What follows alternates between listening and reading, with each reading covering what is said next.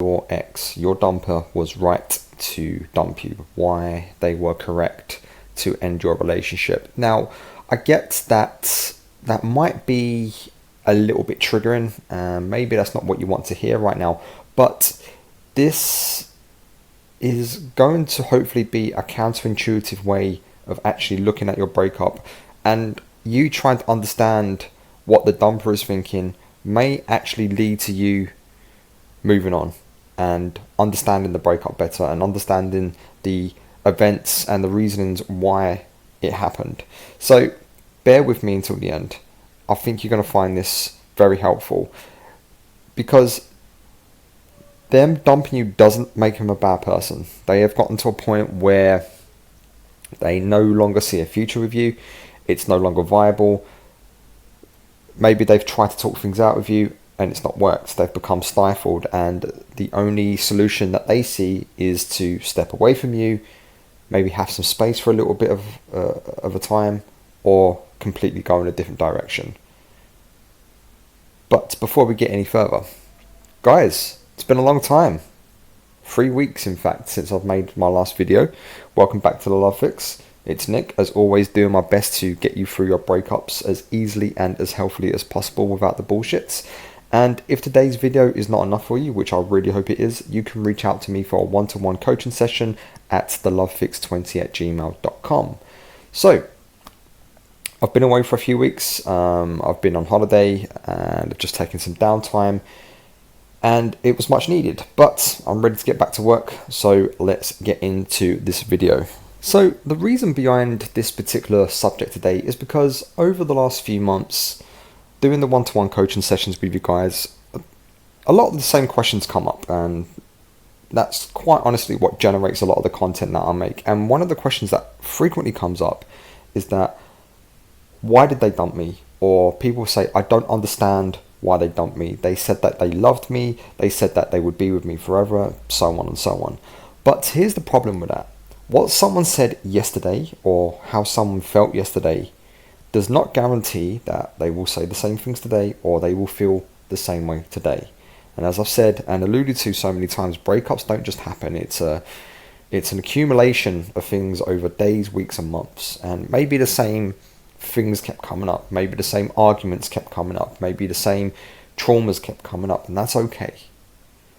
What is not okay is if you didn't hear what your ex was saying, if you didn't hear the message, because ultimately a breakup is a breakdown of emotional attraction. Now, don't get me wrong, yeah, sometimes it can be situational, but those cases are few and far between. That's normally the exception to the rule. Most times it is an emotional breakdown. It's a breakdown of communication. So this is why your ex was correct in dumping you, because typically speaking, barring any abuse or cheating or anything like that, they typically saw this going the wrong way before you did. They quite possibly tried to communicate with you. Hey, what you're doing hurts me and I don't like it. Can you please stop? And maybe they tried to talk to you. And maybe you sat down and you tried to listen, but you was listening to respond, not to understand. So this creates the problem. This can go on for weeks, months, even years. And guys, I've coached people that have been married for 20 years and they're going through breakups. And most breakups ultimately come down to poor communication. Or let me rephrase that. Poor communication, but also a lack of effective communication. Because ultimately, what communication is the art of listening. It's not the art of talking. So most people do not know how to listen, and your dumper, your ex, has been trying to tell you something has not been right with them for quite some time, what's not been right with the relationship for quite some time. So their reasonings for dumping you, for ending the relationship, in their head are correct. There's nothing wrong with it. And this is why they are correct in leaving the relationship, because it no longer works for them. Now, as the dumpee, we don't see it that way. You see it as, oh, how could they? It's a dent to your ego. You thought everything was okay. You thought everything was going along swimmingly. Now, maybe, just to validate you here a little bit, maybe your ex didn't communicate that effectively. Maybe they've got an avoidant personality. Maybe they just don't have the communication skills, and that's okay, and maybe that's something to work on.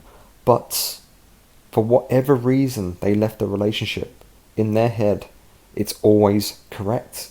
And as the dumpy, you must accept their version of reality.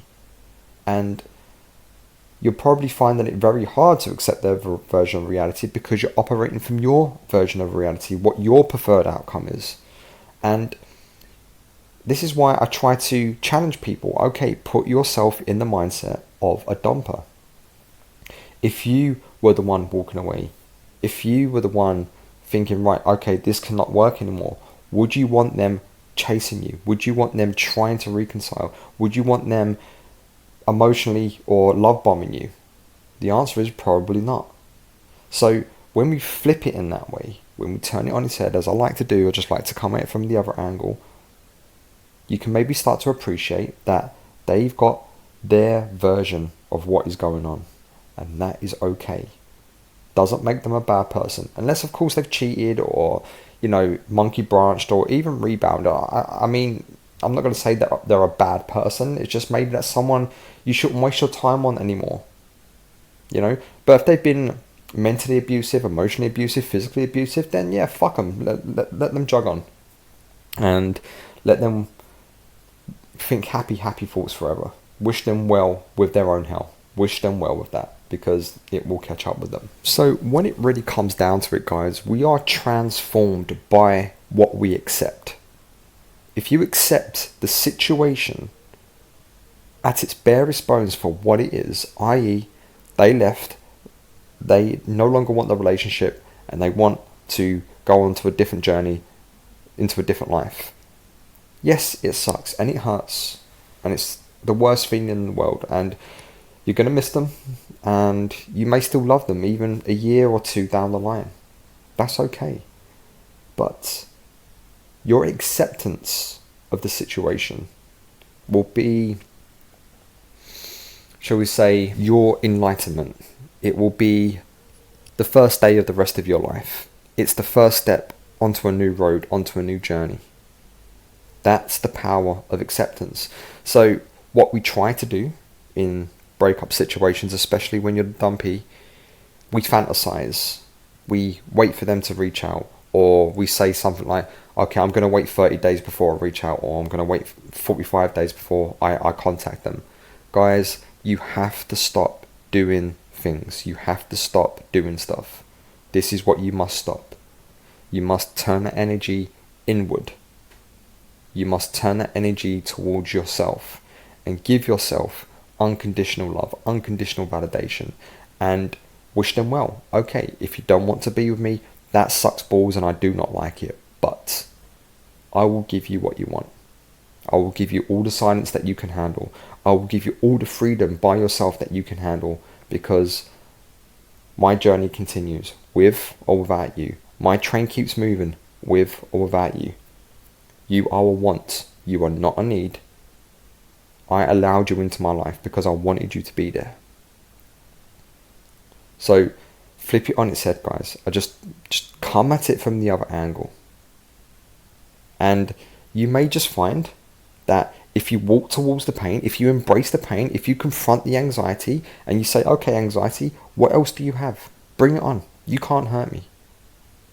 You may just find that once the anxiety peaks, once the anxiety hit level 200, it can't do any more. It's done its worst.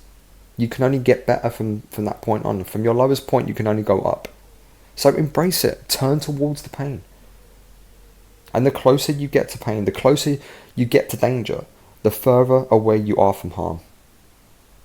Because what I see a lot of the time is my clients going through a bad situation, and hey, I've been there and I've done it. We run away from it. We suppress. We hide from it because our primordial brains will do everything it can to avoid discomfort. And that is maybe a human failing, because if we embrace discomfort, if we embrace pain, we level up. we get better, we get stronger. Just like when you go to the gym and you train hard, after a couple of weeks, you can run that little bit further.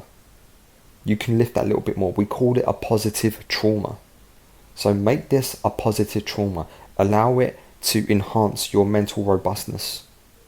And say to yourself, their reasonings for the breakup are totally okay, based on their metrics.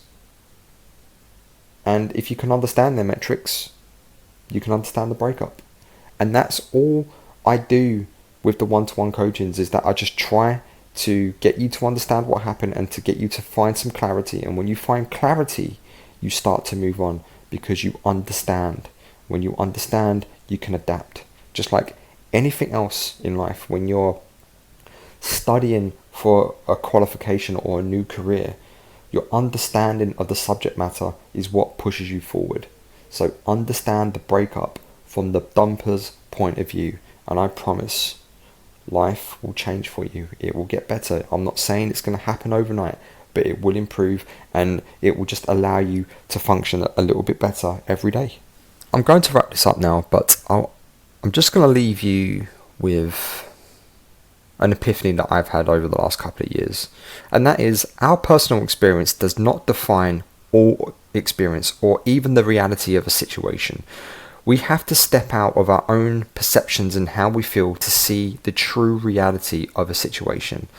The fact is, guys, your sample size of any given situation is quite small. You have your version of events, your version of how you feel, your version of the facts. That's a sample size of precisely one person. Not really a good data point, if that makes sense.